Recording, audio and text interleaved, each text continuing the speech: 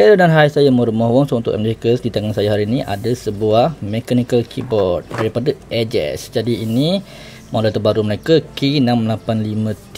Ini model yang orang kata collab model lah daripada Aegis dan juga Nakodex. Aegis dan Nakodex ni jenama daripada China, tak saja dia lebih kepada jenama yang lebih kepada budget friendly ya. Jadi dia orang punya produk semua budget-budget lah. Okey, ni belakang ni kita boleh tengok dia punya layout 68 key. Okey, 68 key. Jadi kita tengok dulu lah apa yang dekat dalam. Okey, ni saya ramai yang orang suggest Aegis kan, bila mechanical keyboard kalau nak beli yang GMK ke tu keras sangat. Jadi kalau korang beli yang jenama Aegis ni, antara yang popular lah selain daripada jenama Red Dragon. Aegis juga antara pilihan mereka yang sukakan benda yang lebih agak budget lah tapi berkualiti. Okey, kat dalam ni kita ada satu manual. Okey, ada dua bahasa, Cina dan juga bahasa Inggeris. Jadi ini kat dalam start of the show kita. Ya, satu unit mechanical keyboard. Jadi saya pilih yang warna putih lah. Warna putih dengan dia punya base warna putih. Ni kita tengok secara ringkas dia dulu.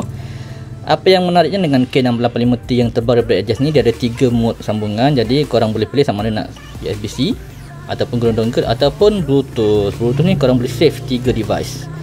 Jadi kalau korang nak untuk tukar daripada mode wired ke mode wireless, korang boleh tekan function tab. Tab. Jadi dia akan menyala kalau untuk wireless. Jadi dia akan search device lah. Okey, senang. Jadi kalau saya suka betul lah yang dongle ni, sebab kadang-kadang kita buat ke PC pejabat kan. Kalau PC pejabat tu kadang-kadang tak ada Bluetooth kan, dia tak macam laptop. Jadi untuk PC pejabat ataupun PC lama-lama, saya masukkan dongle ni dan boleh terus detect.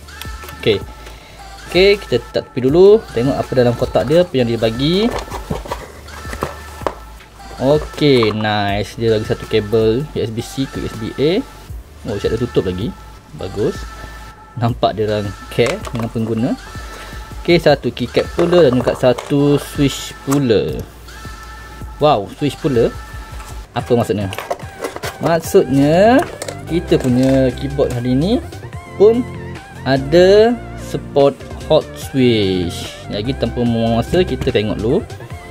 Kalau saya suka dia yang macam ni lah, sebab dia tak rosakkan keycap. Okey, kita buat satu. Tengok kualiti dia untuk keycap digunakan double shot. Jadi ini untuk dia punya legend ataupun dia punya karakter, dia boleh nampak terus lah. Lampu dia boleh cahaya. Dan kalau kita nak guna mata malam, senang.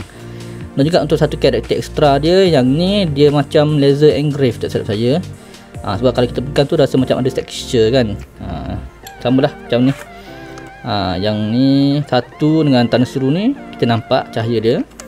Okey, saya try tukar mode lampu. Nampak tak? Okey, dan kita boleh adjust juga keterangan dia bagi terang sikit.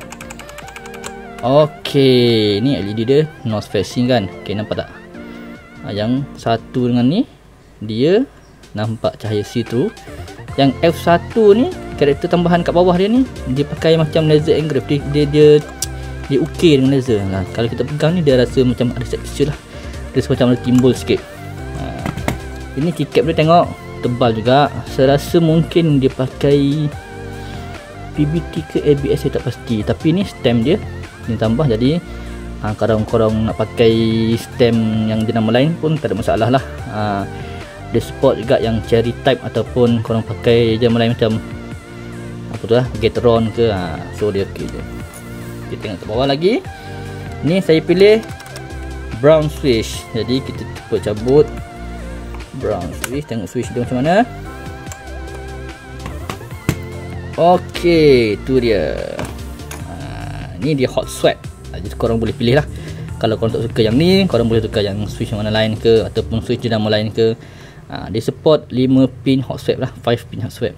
Jadi kalau korang ada jenama lain ataupun korang ada switch yang mahal-mahal kan, artisan switch tu, watermelon lah, mango lah semua, boleh masuk. MX stem kan. Okay, ni tapi yang ni dia pakai jenama sendiri. Tak tahu korang boleh nampak tak, situ dia tulis Aegis. Ni Aegis punya ni lah. Tapi nampak macam Gatron mungkin clone. Tapi so far saya pakai okey dengan bunyi dia. Tapi tak ada loop lah. Okey, ni brown switch dia ada tactile saja. Kalau untuk typing bagi saya sangat sedap lah. Okey, tu LED dia. Okey, ni 68 key. Apa yang saya lagi menarik kat sini adalah ni dia punya backspace dia. Dia sama dengan layout yang biasa. Kalau untuk orang yang tak biasa pakai keyboard yang mini, yang pakai yang full layout, jadi tak rasa kekok sangat lah, sebab backspace dia tempat yang sama dengan yang biasa punya.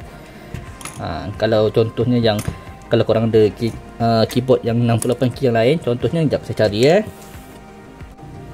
contoh yang macam ni. Ni Apple Maker GK68S. Ini dia punya backspace jauh, nampak tak? Jadi di belah tepi. Jadi agak jauh. Kalau korang yang tak pernah pakai keyboard yang layout macam ni, ataupun beralih daripada full layout, agak kekok sikit lah.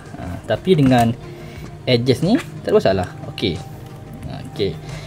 Satu lagi satu kelebihan dia, tengok kukuh lah. Ini walaupun dia agak ringan, tapi tengok flex dia tak ada, board flex. Okey, pusing twist masih kukuh, maintain. Okey, tengok board dekat dalam tak, cabut macam tu je sorry ya. Okey, okey, ni tengok board dia ni metal. Saya tak pasti apa, bukan brass lah, mungkin aluminium, tapi metal lah. So dia board dia, backplate dia metal ni antara faktor-faktor yang memberi dia punya rasa rigid dan rasa solid lah. Dan bila kita tekan tu pun bunyi dia pun agak memuaskan lah. Cumanya ni backspace dia ni, kita cuba buka. Tengok dia punya stabilizer ni tak preloop. Okey, so sebab tu dia bunyi macam nyaring sikit lah. Jadi kalau korang yang minat mod tu, mungkin boleh mod lah. Okey, lain tu sama. Tapi so far saya rasa okey lah. Saya pakai ni dah lebih kurang sebulan lebih saya pakai. Saya bawa pergi key in data semua, tak ada masalah lah. Sebab bila 68 key ni dia ada dedicated arrow button. Jadi butang arrow ni dia dah ada siap-siap. So senang lah untuk kita key in data semua. Dan kelebihan dia lagi satu, berbanding dengan lah, saya compare dengan saya punya yang ni GK68 ni, dia punya LED bagi saya edges ni lebih terang daripada yang Apple Maker punya LED. So kalau waktu malam tu memang meriah lah, meriah. Okay, jadi kalau saya rasa kalau korang beli yang KeyCap puding ke, saya rasa mesti lagi lawa kan, sebab LED dia terang. Okay, tengok ni. Tu dia. Harga dia saya saja tak last. Harga dia tak sampai 200, RM165 saja. Tak silap saya. Kata kat Shopee, tapi memang tak sampai 200. Jadi untuk orang yang betul-betul nak beginner, baru nak berjinak-jinak, baru nak kenal dengan dunia mechanical keyboard, saya rasa ini memang yang saya paling suggest lah. Sebab dia ada semua complete package, bawah 200, 68 key, dedicated arrow key, ada arrow key, hot swap, dan juga 3 mode connection. Korang dapat semua dalam satu untuk harga yang murah. Kalau yang ni saya beli ni 200 lebih, 280, tapi tak ada 3 mode. Cuma dia ada wired dan juga Bluetooth, jadi agak kurang sikit lah. Berbanding dengan ni semua ada. Dan satu power butang on off dia analog. Ini pun saya betul-betul suka, jadi cepat lah. On, off, on, off, on. Berbanding kalau yang ni saya kena tekan dan hold lama baru dia shut down. Jadi kadang-kadang tu kita terlupa nak off lah. Kalau macam ni senang je, kita tengok dah off, kita terus off. Okey, setakat tu saja daripada saya Morong Mohongso review untuk mechanical keyboard kali ini daripada Aegis X Nacodex K685 yang terbaru. Jadi macam mana korang rasa? Bagi saya ini keyboard yang paling saya recommend lah untuk orang yang baru nak berjinak-jinak dalam mechanical keyboard, ataupun orang yang memang dah lama main dengan mechanical keyboard tapi nak cari keyboard yang baru lah, tapi tak nak yang mengoyakkan poket sangat. Jadi saya memang suggest ni. Power 200 kan, 3 mode, hot swap, apa lagi yang kita mahu. Okey, itu saja dari saya. Monster untuk MJ Hackers. Bye.